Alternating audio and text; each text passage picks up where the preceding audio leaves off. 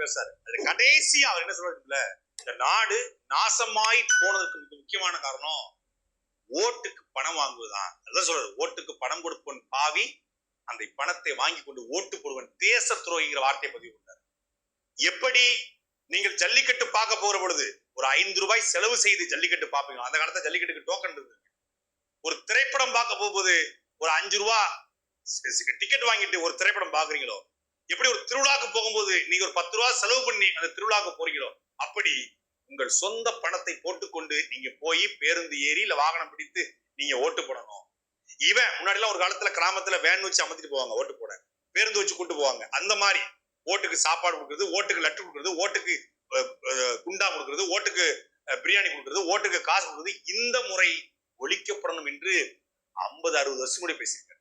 ஜல்லிக்கட்டு பார்க்க போறது கூட, திருவிழாக்க போறது கூட, சினிமாக்க போறது கூட, அதுக்கெல்லாம் காசு செலவு பண்ற நீங்க உங்கள் தலையெழுத்தை தீர்மானிக்கிற தேர்தலுக்கு பணம் வாங்கலாமா?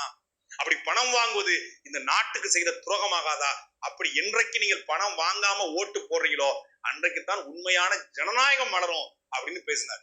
ஆனா இன்னைக்கும் அவர் பெயரை பின்பற்றக்கூடிய, அவர் வெளிவந்தோம் என்று சொல்லக்கூடிய நபர்களே ஓட்டுக்கு பணம் கொடுப்பதும், அவர் போட்டாவை வண்டியில போட்டுக்கிட்டே ஓட்டுக்கு பணம் வாங்குவதும் நடந்து கொண்டிருக்கு. இதுதான் அவரை பின்பற்றும் சொல்லக்கூடியவங்க, தேவர் ஜெயந்தியை கொண்டாடக்கூடியவங்க ஓட்டுக்கு பணம் வாங்காத ஒரு அரசியலை பண்ண ஆரம்பிச்சு அந்த நாட்டுல மிகப்பெரிய மாற்றம் வந்துடும். தேவர் நினைத்த கனவுகள் நிறைவேற ஆரம்பிச்சு. இதை விட பெரிய குடும்பம் என்னன்னா, திருச்செந்தூர் கோயிலுக்கு நம்ம போகும்போது யாரும் சரக்கு போட்டு போக மாட்டோம், யாரும் சாராயம் குடிச்சிட்டு போக மாட்டாங்க. பழனி முருகன் கோயிலுக்கு போறவங்க யாரும் சாராயம் குடிச்சிட்டு ஆடிட்டு போக மாட்டாங்க. அழகர் ஆத்துல இறங்குறத பார்க்க வர்ற யாரும் வந்து சாராயம் குடிச்சு போய் நிக்க மாட்டாங்க. ஆனா தேவர் ஜெயந்தி என்பதும் அதற்கு சற்றும் குறைவில நடக்கூடிய தினம். பெண்கள் முளைப்பாரி எடுத்து விரதம் இருந்து வராங்க. அங்க வந்து முடி காணிக்கை செலுத்துறாங்க, அங்க வந்து தங்களுடைய நேர்த்திக்கடனை செலுத்துறாங்க, ஒரு விரதம் இருக்கிறாங்க. அப்படி ஒரு சற்றும் முருகன் பழனி கோயிலுக்கும், திருச்செந்தூர் கோயிலுக்கும், மதுரை மீனாட்சி கோயிலுக்கும், அழகர் கோயிலுக்கும் சற்றும் குறைவில நடக்கக்கூடிய ஒரு கோவில் திருவிழா தான் தேவர் ஜெயந்தி. அந்த இடத்துக்கு மட்டும் எப்படி நீங்க மது அருந்தி விட்டு வர்றீங்க?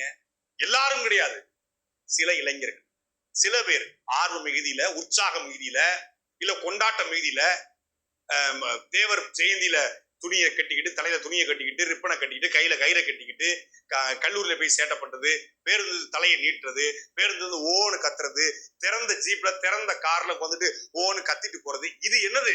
இதுதான் தேவரை அவமானப்படுத்தும் சமம். தேவரை இந்த திராவிட கட்சிகளும் இந்த தேவரை எதிர்த்திருந்த கட்சிகளும் அவமானப்படுத்துவதை விட அவரை கொண்டாடுகிறோம், அவர் வழிவந்திருக்கிறோம், அவர் பிறந்த சமூகத்துல பிறந்திருக்கோம்னு சொல்லிக்கிட்டு நாம கத்துறதும் கூச்சறதும் ஓன்னு கத்துறதும், அதுவும் தேவர் ஜெயந்தியில தேவர் வாழ்கன்னு கத்தலாம், இல்ல வந்து பசுமொன் வாழ்கன்னு கத்தலாம், தேவர் கொண்ட கனவுகள் லட்சியம் வாழ்களை சுபாஷ் வாழ்கன்னு கூட கத்தலாம். ஆனா அந்த சமூக தலைவர்கள் வருவாங்க, அவங்க வாழ்கன்னு கத்துறது, இந்த பாண்டியன் வாழ்க, அந்த பாண்டியன் வாழ்க, இந்த இவர் வாழ்க, அந்த சோர் வாழ்க அப்படின்னு கத்துறது. அவரெல்லாம் அவரு வாழ வைக்கிற அந்த இடம். அப்போ குறைந்தபட்சம் நம்ம அவரை போற்றுகிறோம், அவருக்கு பெருமை சேர்க்கிறோம், அவரை போல அரசியல் பண்ண விரும்புறோம்னா அந்த இடத்துக்கு குடிச்சிட்டு வரக்கூடாது, கூத்தடிக்க வரக்கூடாது, அங்க வந்துட்டு விசில் அடிக்க கூடாது. அங்க வந்து அமைதியா ஒரு கோவில்ல எப்படி சாமி கும்பிடுறோமோ அப்படி கும்பிடுறோம். அதுதான் உண்மையான தேவர் ஜெயந்தியா இருக்கும். அது என்னைக்கு வருதோ, அது இந்த வருஷம் வருமானு தெரியல, அது என்னைக்கு வருதோ அன்னைக்குத்தான் தேவ திருமணனுடைய ஆசி ஒவ்வொருக்கும் கிடைக்கும். தெய்வ திருமணார் முத்துராமலிங்க தேவர் கண்ட கனவு நினைவாகணும் அப்படின்னா அவர் சொன்னது நடக்கும்.